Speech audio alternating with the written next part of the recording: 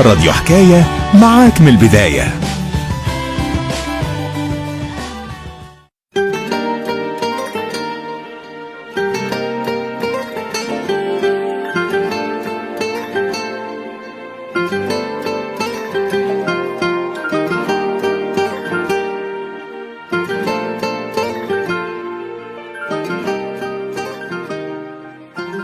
مساء الخير، تحياتي ليكم مستمعي راديو حكاية.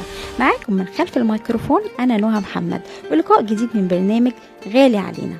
وضيف حلقتنا النهاردة هيكون نجم من النجوم الشابة اللي تألقت في العديد من الأعمال الفنية، منها مسلسل حرمت يا بابا، كما قام بإخراج مسرحية لما روحي طلعت في مهرجان المسرح العربي 28 لأكاديمية الفنون، ثم شارك في مسلسل سرايا عابدين وقدم حملة إعلانية لدجلة بالمرز، وشارك كمان في دور الخواجة دي باسو في فيلم أرمط بيتمرمط مع النجم الكبير أحمد آدم.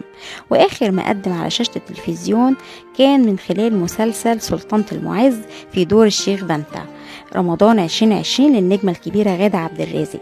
وحاليا بيشارك في عرض جوائز 6 نجوم معانا ومعاكم الفنان الشاب والموهوب رشاد رشدي.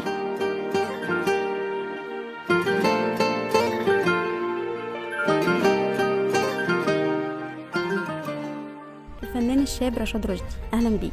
اهلا بحضرتك، منور الدنيا. كلمنا في البدايه عن المسرحيه اللي انت بتحضر لها دلوقتي وبتجهز لها. بصي، دي مسرحيه تبع المبادره بتاعت وزاره الثقافه. دكتوره ايناس عبد الدايم وزيره الثقافه عملت مبادره كبيره للمسرح الاونلاين، عشان طبعا ظروف البلد والكورونا والحاجات ديت، فهي حبت تخلي المسرح يوصل للناس عن طريق طبعا قناه وزاره الثقافه على النت وكده. فدي مسرحيه من احد المسرحيات بتاعت المبادره، اسمها جوازة 6 نجوم. انا فيها ممثل بعمل دور الجرسون، ويعني هي مسرحيه فعلا لطيفه، يعني بتناقش كده شويه اجتماعيات للناس حديث الزواج ما بين العروسه والعريس، وازاي الناس المتطفله بتتطفل في حياتهم.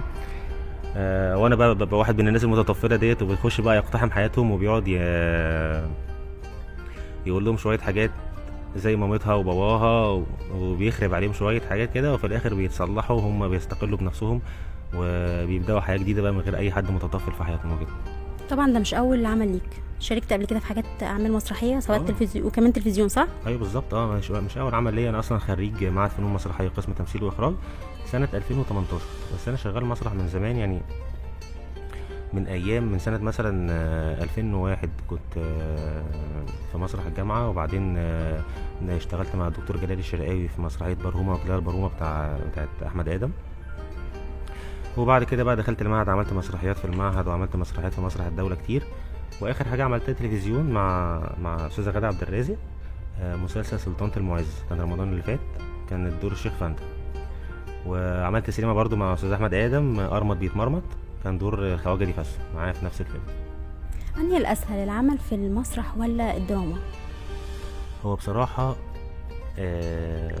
يعني المفروض تقولي لي انهي الامتع، لان الموضوع ما بين السهوله والصعوبه هو التمثيل. يعني التمثيل في اي حاجه يعتبر واحد، ولكن التمثيل في المسرح بيحتاج مجهود اكتر شويه، لان بيبقى عدد البروفات كتير جدا قبل المسرحيه، لان انت بتعرضيها لايف قدام الناس، وفي نفس الوقت التوتر اللي بيكون عندك في اول او تاني ليله بيحسسك ان انت محمله على نفسيتك هم الانتر اكشن بينك وبين الجمهور، لان انت مش هيبقى الموضوع لايف، فممكن تبقي متوتره قبل العرض طبعا، ونجوم كتيره بتبقى عامله كده ومتوتره حتى مهما بلغ عدد الليالي اللي بتعرضهم، فطبعا دي حمل على النفسيه. بس بعد تالت او رابع ليله الواحد بيبقى ريلاكس جدا، وبيبقى حاسس ان هو خلاص يعني تمكن من الموضوع. التلفزيون والسينما هما برضو مش سهلين، بس على الممثل طبعا، لان انت المايك بيبقى جنبك، وبيبقى الواحد محتاج سنس اقل شويه من المسرح، انما المسرح اللي انت عليك ان انت تسمعي اخر واحد قاعد مع الجمهور، فبيبقى المجهود على الممثل اكتر شويه. بس الامتع طبعا المسرح، لان المسرح زي ما انت عارفه هو ابو الفنون، والكيمياء بقى والادرينالين لما بيطلع كده والجماهير قدامك بيحسسك ان انت في متعه ما بعدها متعه صراحه. محتاج تمكن بس اكتر. يعني معروف ان المسرح لازم النجم اللي بواقف او الممثل عنده موهبه يعني قويه، مش ما ينفعش يبقى ممثل ضعيف. لازم يكون متمكن من ادواته تماما، زي ما كنت لسه بقول لك. لازم يسمع اخر واحده قاعده على خشبه في الصاله. لازم يكون صوته كويس، حركاته كويسه، لان المسرح كاشف جسمك كله من اول لاخر. انما مثلا السينما والتلفزيون ممكن يعمل كلوز اب على وشك ولا حاجه، هيبقى رياكشنات وشك بس هي اللي باينه للمشاهد. انما دلوقتي المشاهد شايفك كلك، انت مكشوفه. فمحتاجه ممثل متمكن من ادواته، ممثل واثق في نفسه، ممثل يقدر حتى لو في اي حد نسى مثلا على خشبه المسرح او حاجه مش ملحوقه والحاجات دي كلها، فالمفروض انت تكوني ملمه بكل، يعني خبرتك بقى هي اللي بتخليكي توصلك لان انت تبقى ممثل بروفيشنال على خشبه المسرح. فطبعا دي حاجه محتاجه تمكن جامد جدا بصراحه. طب بالنسبه للملل، في نجوم كتير تقول لك لا ما بحبش المسرح لان صعب عليا ان انا افضل اعيد كل يوم، او ان انا افضل اعيد لمده وقت طويل نفس الحوار ونفس القصه كل يوم. في ناس بتشوف ان هو ممل. فعلا هو في ناس بتشوفه ممل بالنسبه للممثل، ولكن الممثل وانس بيتعايش مع الشخصيه. في شخصيات انا عن نفسي لو قعدت 3 أو 4 شهور ما ملش منها، زي مثلا استاذ يحيى الفخراني لما بيجي يعمل الملك لير شخصيه جميله وكلها تفاصيل حلوه. فانت وانس بتدخلي في عمق الشخصيه هتلاقي نفسك الشخصيه وحشاكي ونفسك تعمليها كل يوم. طبعا دلوقتي اتغلبوا على الموضوع دوت بحاجات زي مثلا مشروع كايرو شو، او مشروع من المشاريع بتاعه المسرح اللي الاستاذ احمد عز شغال فيها دلوقتي. بتبقى المسرحيه 3 ايام بس، يعني الموسم بتاع 3 ايام بس، ويريحوا مثلا 2-3 ويرجعوا يعرضوها 3 ايام بس. فدي برضو الحاجات للناس اللي هي ما بتحبش تعرض كتير. هم دلوقتي الاتجاه بقى كده دلوقتي. طبعا طبعا مسرح الدوله بيبقى لازم تعرضي على الاقل 15 ليله، وبعدين تكمليهم بقى 30 في 45 لحد ما تكملي سيزون كله. يعني دارس مسرح وتمثيل اني بيعلم اكتر. بص برضو في ناس بتحب تتجه اكتر للتمثيل عشان بيقولك انا كده هتعرف اكتر. الممثل بيبقى ورا الكواليس فبالتالي بيتعب وممكن يكون هو عليه لود كتير في الشغل بس في الاخر محدش بيعرفه. قصدك المخرج؟ فعلا هو المخرج بيبقى ورا الكواليس، بيبقى الشغل كله هو اللي شايله، ولكن في الاخر لما بيمشي في الشارع جنب الممثل الناس كلها بتتلم على الممثل وما بتعرفش المخرج. بس طبعا زي ما الممثل بيبقى فيه ربنا عطيله موهبه التمثيل، المخرج برضو ربنا عطيله موهبه الاخراج، اللي هو ممكن يضحي بعمره كله ورا الكاميرا او ورا الكواليس بحيث ان هو يطلع الايديولوجيه الفكريه اللي هو بيفكر فيها للناس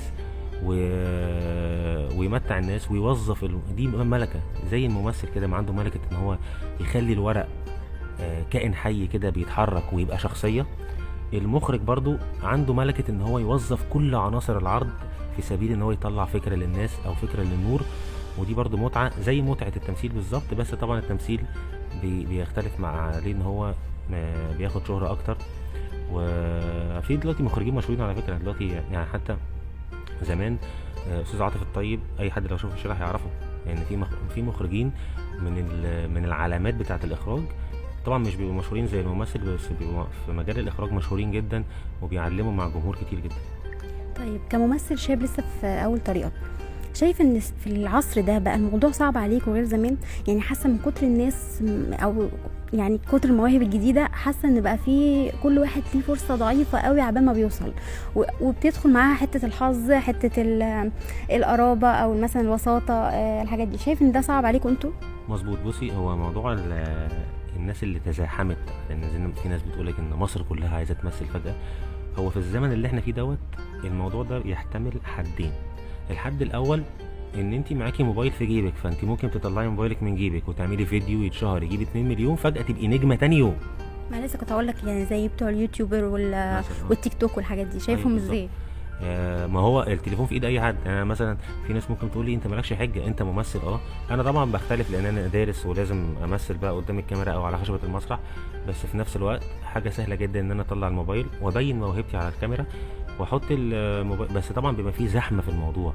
يعني انت النهارده الترند بيبقى واحد عمل فيديو جاب 2 مليون مشاهده اتشهر في مصر كلها، تاني يوم ما بتسمعيش عنه حاجه، فانت بتبقي مش عارفه هتروحي فين، ايه المدخل اللي انت تقدري تدخلي له عشان تسعي في التمثيل. الموضوع ده صعب جدا. فجاه تلاقي في زحمه على المسرح فتعملي مسرحيه، تلاقي في زحمه على ورش التمثيل فتلتحقي بورشه تلاقيها مش قد كده. يعني في كذا باب الفتره دي فعلا الممثل بيبقى قاعد محتار هو يعمل ايه، يعني يجتهد ويذاكر ويخش المعهد ويبقى نقابي واكاديمي ويسلك السلك الشرعي كده للتمثيل، ولا فجأة يطلع يبقى هو زيه زي اي حد وهيتشهر برضه هيبقى هو كده. بس هي دي الحسبة اللي بيتحط فيها الممثل.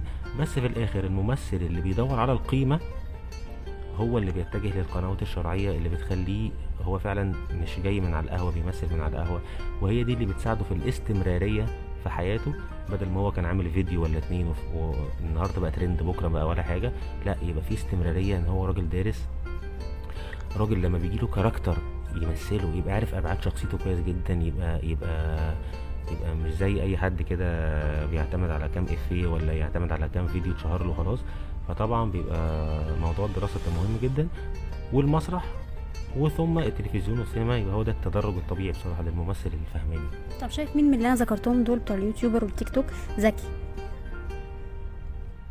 ذكي ولو كان درس كان هيبقى يعني برضه هيبقى مشهور يعني، ولا شايفهم كلهم لا ما عندهمش موهبة؟ لا في ناس لو كانت خدت الموضوع على محمل ان هم يدرسوا بقى ويصنفروا موهبتهم بدل ما تبقى هي على اليوتيوب بس. يعني مثلا في ناس بتعمل دراما على اليوتيوب، يعني زي شيدي سرور زمان مثلا لما كان هو اللي بيعمل حاجات حلقات كده وفيها دراما. في النهاية بشكرك وبتمنى لك كل التوفيق ان شاء الله والنجاح. شكرا جزيلا، وانا بشكرك جدا على اللقاء الحلو دوت، وانا مش بنسى اي حد قاعد معايا في اول طريق، وبفتكر كل الناس الحلوه كده اللي عملت لي سبورت وشجعتني في الاول. وشكرا ليكي، واتمنى الراديو بتاعكم ان هو ينتشر يعني اكتر من كده. ميرسي.